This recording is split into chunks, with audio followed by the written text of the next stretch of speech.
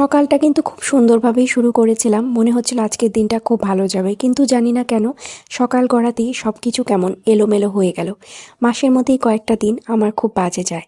Hello everyone, welcome back to my YouTube channel Lipika MB blog. আমি লিপিকা, ত্রিপুরা থেকে।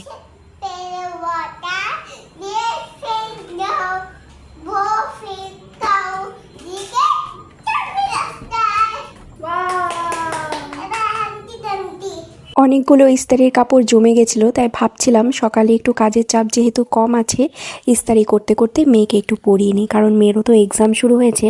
তো একদিকে ও রাইমসগুলো বলছিল আর আমি একদিকে ইস্তারি করছিলাম। এভাবে কিন্তু খুব ভালোই যাচ্ছিল, কিন্তু আস্তে আস্তেই বুঝছিলাম যে আমার একটু একটু করে মাথা ব্যথা শুরু হয়েছে, মানে মাইগ্রেনের মাথা ব্যথা। যারা মাইগ্রেনের মাথা ব্যথা সাথে পরিচিত আছো তারা বুঝবে যে এটা কতটা মারাত্মক আর কতটা বাজে দিন যায় যেদিন এই মাইগ্রেনের মাথা ব্যথা হয়। তারপর চলে গেছিলাম সকালের ব্রেকফাস্ট রেডি করতে। আজকে সকালে ব্রেকফাস্টে তেমন কিছুই ছিল না, ছিল শুধু ডিমের অমলেট আর সাদা ভাত। তো সেটাই বড় মেয়ের জন্য করে দিয়েছিলাম। বড় মেয়ে সকালে ব্রেকফাস্ট করবে, আর ছোটো মেয়েকেও ব্রেকফাস্ট করিয়ে দিয়েছিলাম আমি। তো এই যে বড় মেয়ের জন্য আমি সকালবেলা ডিমের অমলেট আর ভাতটা রেডি করে নিয়েছিলাম। তারপরেই ভেবেছিলাম দুপুরে রান্নাটা বসিয়ে দেবো। এই যে দেখতেই পাচ্ছ আমার ডিমের অমলেট কিন্তু খুব সুন্দর করেই হয়ে গেছে। ভেবেছিলাম পোজ করব, কিন্তু এরপরে মেয়ে বলল যে না, ও পোজ খাবে না। তারপরে আমি উলট পালট করে ডিমটাকে, মানে ডিমের যে কুসুমটা আছে সেটাকে ভাজার ট্রাই করছিলাম। আর যেহেতু এক হাতে মোবাইল ধরা ছিল, আমি ঠিক মতো না উল্টাতেও পারছিলাম না। ফাইনালি আমার অমলেটটা হয়ে গেল। এবার বড় মেয়েকে দিয়ে দেবো ভাতের সাথে অমলেট। এটা ও ভীষণ ভালোবাসে খেতে, যে এরকম সাদা ভাতের সাথে অমলেট। আর এটা দেখে ও ভীষণ খুশি হয়ে গেছিল। তারপর রান্না বসিয়েছিলাম, এই যে ডিম রান্না করব বলে আমাদের সবার জন্য, কিন্তু রান্না পারিনি। তারপরে বাকিটা হাজবেন্ডই কন্টিনিউ করলো। আমার এত প্রচণ্ড মাথা ব্যথা হয়ে গেছিলো যে কিছুক্ষণ তো শুয়েই ছিলাম।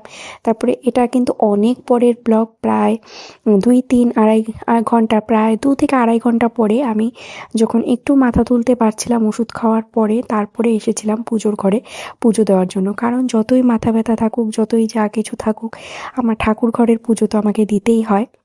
তারপর এসেছিলাম এখানে পুজো দেওয়ার জন্য।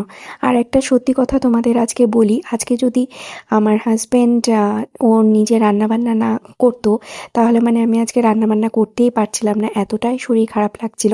ও নিজের জন্য রান্নাবান্না করেছে, প্লাস আমাদের জন্য বাইরে থেকে বিরিয়ানি অর্ডার করেছে। আর ও নিজে বিরিয়ানি খায় না, কারণ ও বাইরের খাওয়া একদমই অ্যালাউ করে, মানে খাই না বলতে গেলে। ও ডাক্তার থেকে ওর রেস্ট্রিকশনস আছে ওর পেটের প্রবলেমের জন্য।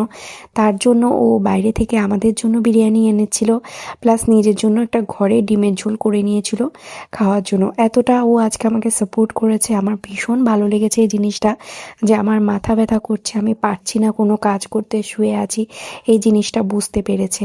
আসলে রিলেশনগুলো এরকমই হয়, যদি একজন পার্টনার অপরজন পার্টনারের এই ছোট ছোট প্রবলেমগুলো না বুঝে, তাহলে কিন্তু একসাথে সংসার করা যায় না। আর সংসার তখনই করা যায় যখন তুমি না বললেও তোমার পার্টনার তোমার ছোট ছোট ব্যাপারগুলো বুঝে নেবে, তোমার কোথায় প্রবলেমস হচ্ছে সেগুলো বুঝে নেবে, সেগুলো বুঝে সে তোমাকে সাপোর্ট করবে।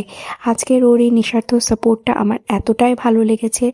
আর আমার মনে হয় বিয়ের এত বছর পর এসে তুমি আমাকে কতটা দামি উপহার দিলে, বা তুমি আমাকে কতটা ভালো ভালো কথা বলে, তার থেকেও বেশি দামি হয় এই ছোটোখাটো সাপোর্টগুলো।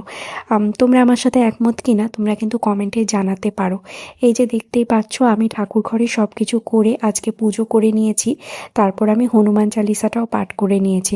আজকে সারাদিনের মধ্যে বলতে গেলে আমি শুধু এই পুজোর কাজটাই করেছি, বাদবাকি সব কিছুই আজকে আমার হাজব্যান্ড সামলেছে। কিন্তু ও যেহেতু ভিডিওতে আসতে চায় না, তাই আমি লুকিয়ে চুরিয়ে একটু ভিডিও করলেও ও একদম সামনাসামনি ভিডিওতে কখনোই আসে না। তাই আমার ভিডিওতে আমার হাজব্যান্ডকে তোমরা কমই দেখতে পাও। আমার মেয়েরা আসে, কিন্তু বড় মেয়ে একটু কমই আসে, ছোট মেয়ে তো আসে। তারপরে আমি পুজো কমপ্লিট করে চলে গেছিলাম এখানে তুলসী মাকে জল অর্পণ করার জন্য। তো এই হচ্ছে আমাদের বাইরে তুলসী বেদিটা, চারদিকে দেখো একদম গাছ দিয়ে ঘেরা। এটা একদম আমাদের ইনডোর প্ল্যান্ট এরিয়া, মানে এই জায়গাটা আমাদের রোডটা কম পড়ে, তো এখানে সব ইনডোর প্ল্যান্টসগুলো তুমি রাখতে পারো, যেগুলো শ্যাডো লাইটের মধ্যে, অল্প লাইটের মধ্যে হয়ে যায়। তো এখানে ম্যাক্সিমামই সেরকম গাছ, আমাদের বাড়িতে প্রচুর গাছ আছে। তোমরা তো যারা আমার ব্লগগুলো দেখো তারা বুঝোই। আজকে ভয়েস দিতে কিন্তু আমার খুব কষ্ট হচ্ছে, কারণ আমার ব্যথাটা এখনও আছে। তারপরে হাজব্যান্ড বিরিয়ানি অর্ডার দিয়েছিল, সেটাই দুপুরের লাঞ্চ করে নিয়েছিলাম। আমাকে দেখে তোমরা বুঝতেই পারবে আমি মাথায় খুব করে তেল দিয়েছি। শুধুমাত্র ভিডিও করতে ভালোবাসি বলে এটুকু ভিডিও আমি করে রেখেছিলাম। তো আজকের মতো এখানেই বাই বাই বলছি সবাইকে, সবাই ভালো থেকো।